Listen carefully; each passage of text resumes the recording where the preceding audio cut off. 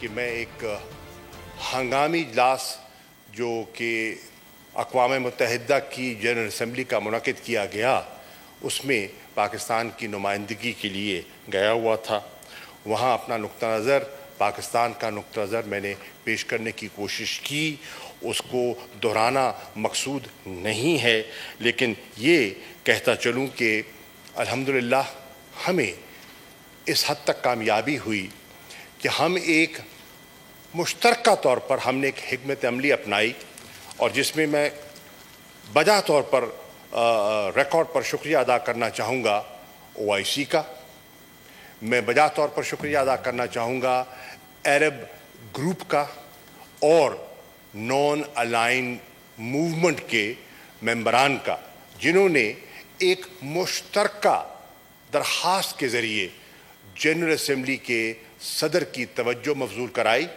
کیونکہ اس وقت آپ کے علم میں ہے کہ تقریباً 10 روز گزر چکے تھے اور مسلسل بمباری جاری تھی اور انسانی جانوں کا، معصوم جانوں کا وہاں ضیاع ہو رہا تھا. نہتے شہری، بچے، خواتین جو ہے وہ لقمہ اجل جو ہے اسرائیلی فورسز کی وہ جو ہے وہ اس کی نظر ہو رہے تھے.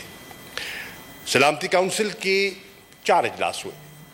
بنیادی طور پر یہ ایوان جانتا ہے کہ بنیادی ذمہ داری امن و استحکام کی، پیس اینڈ سیکیورٹی کی اگر کسی فورم پہ بنتی ہے تو وہ سلامتی کونسل ہے. سلامتی کونسل بدقسمتی سے کسی نتیجے پہ نہ پہنچ سکی.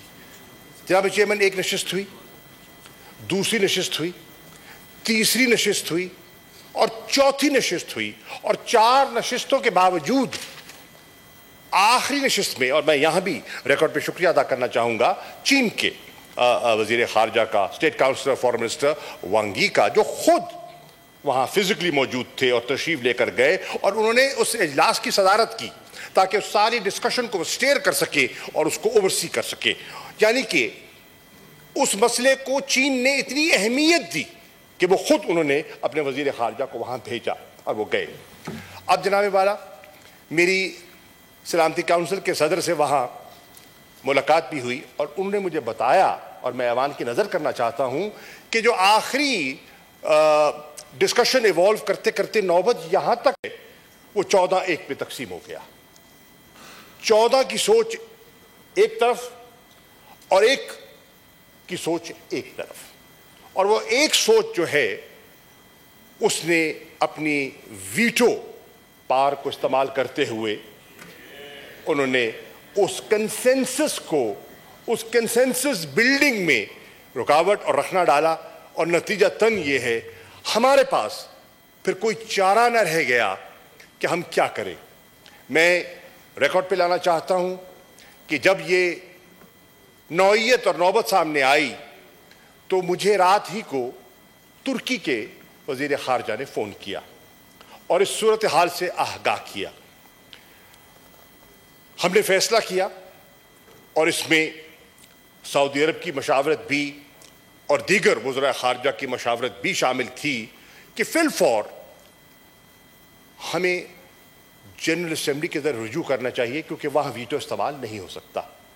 کم از کم اس فورم کو، اور اہم فورم کو، the world's largest parliament، اس کو ہم اس مسئلے کی طرف اس کی توجہ مبذول کرائیں.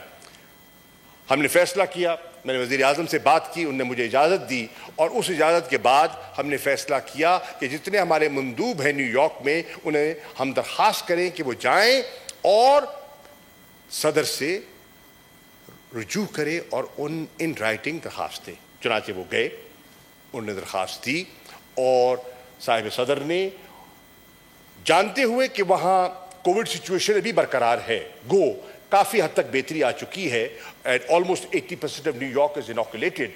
Nonetheless ابھی بھی وہ SOPs حاوی تھے، اور ایک وہاں بحث یہ بھی چلی کہ ان حالات میں جبکہ پوری یونائٹڈ نیشن کا باقاعدہ فزیکل اجلاس نہیں ہو سکا، تو کیا ہم اس مسئلے کے لیے فزیکل اجلاس کی اجازت دیں یا ورچوئل ہو، یا کیا کیا جائے. بہرحال بحث کے بعد ہم اس نتیجے پہ پہنچے کہ آپ اجازت دیں اور ہمیں جو وہاں جانا چاہتے ہیں, جو رسک لینا چاہتے ہیں, آپ اجازت دیجئے, جو آئے گا وہ آئے, جو نہیں آنا چاہتا یہ ان کی ثوابدید ہے.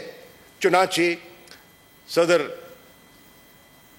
والکن بوسکر انہوں نے فیصلہ کیا, اور میں سمجھتا ہوں ایک بہت بڑا فیصلہ کیا, ایک قداور شخصیت نے ایک بہت بڑا فیصلہ کیا, اور انہوں نے اس اجلاس کی, ہنگامی اجلاس کی اجازت دی, اور 20 تاریخ کو اجلاس طے ہو گیا. اس اجلاس میں میں وہاں حاضر ہوا. جناب والا, وہاں جانے سے پہلے یہ امر ضروری تھا کہ پاکستان کی اگر نمائندگی کرنی ہے تو پاکستان کی آراء کیا ہے, اور پاکستان کی آراء کو اگر ہم نے اس کا ہم نے خلاصہ میں نے پیش کرنا ہے تو وہ کیا ہوگا. تو ضرورت اس امر کی تھی کہ پاکستان کا جو ایوان ہے, پاکستان کی جو منتخب نیشنل اسمبلی ہے, جو 22 کروڑ پاکستان کے عوام کی نمائندگی کرتی ہے, جیسے کہ یہ ایوان جو ہے وہ فیڈریشن کی نمائندگی کر رہا ہے, وہ پاکستان کے عوام کی نمائندگی کرتی ہے, اس ایوان کو اعتماد میں لیا جائے اور اس کی اجازت سے ہم وہاں جائیں.